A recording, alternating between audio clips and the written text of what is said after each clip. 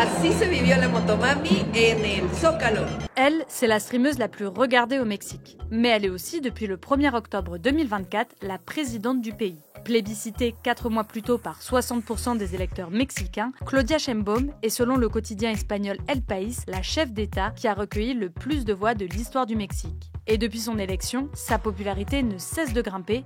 6 mois après son entrée en fonction, un sondage réalisé pour El País révélait que 82% des Mexicains se disaient satisfaits de ses premiers mois au pouvoir. Au début du mois d'avril, le magazine américain Time l'a même sélectionné dans sa célèbre liste des 100 personnes les plus influentes au monde en 2025. Mais alors, comment expliquer un tel engouement? On vous raconte.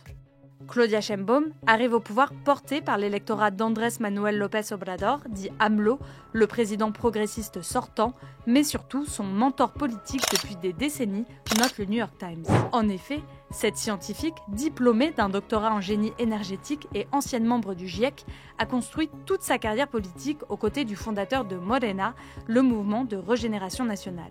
Décrite par El País comme la meilleure fonctionnaire de l'administration publique que son gouvernement a pu produire, c'est tout naturellement qu'elle est choisie pour lui succéder et poursuivre son projet politique. Mais elle a un problème d'image et elle le sait, écrit le New York Times. Loin du charisme et du génie de la communication d'AMLO, Sheinbaum est souvent décrite dans les médias comme une bonne exécutante dépourvue de talent politique.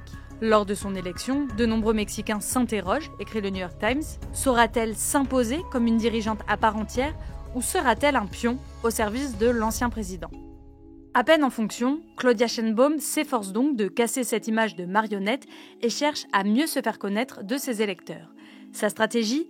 Organiser tous les matins une conférence de presse intitulée La matinale du peuple, diffusée en direct sur sa chaîne YouTube. Une tradition qui avait d'ailleurs été instaurée par son prédécesseur. Selon l'agence de presse mexicaine Cuadratín, ces émissions permettent au gouvernement de dicter l'agenda public et répondre aux questions délicates. Obviamente, el Golfo de México es reconocido el nombre por Naciones Unidas. ¿Por qué no le llamamos América Mexicana?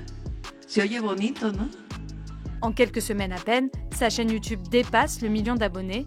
El Economista rapporte que depuis janvier 2025, elle s'est imposée comme la streameuse la plus regardée au Mexique, avec un total de plus de 2,74 millions de vues selon les chiffres de StreamChart.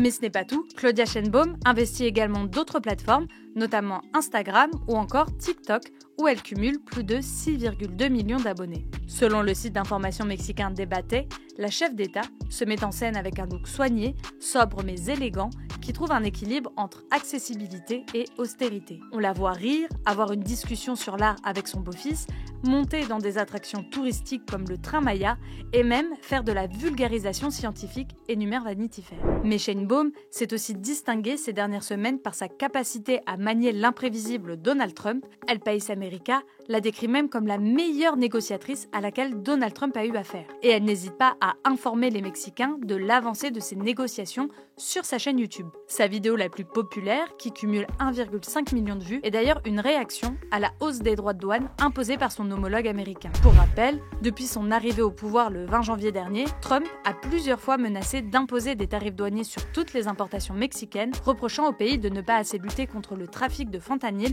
et l'immigration clandestine. Finalement, seules les importations d'acier et d'aluminium ont été sanctionnées de 25% par la Maison-Blanche. Contrairement à Justin Trudeau, dont la stratégie conciliante a vite tourné à l'humiliation, et à Gustavo Petro, dont la passe d'armes avec Trump a mis à mal les relations bilatérales entre les deux pays, analyse El País América, Sheinbaum choisit la stratégie de la coopération. Coordinación, sí.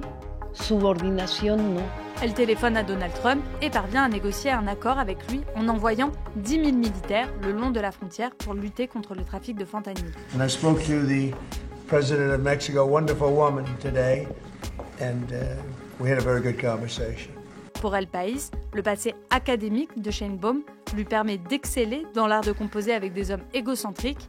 Mais si Trump a contribué à sa popularité, écrit le New York Times, la dirigeante doit encore faire face à de nombreux défis socio-économiques, le plus important d'entre eux, les dommages du narcotrafic au Mexique.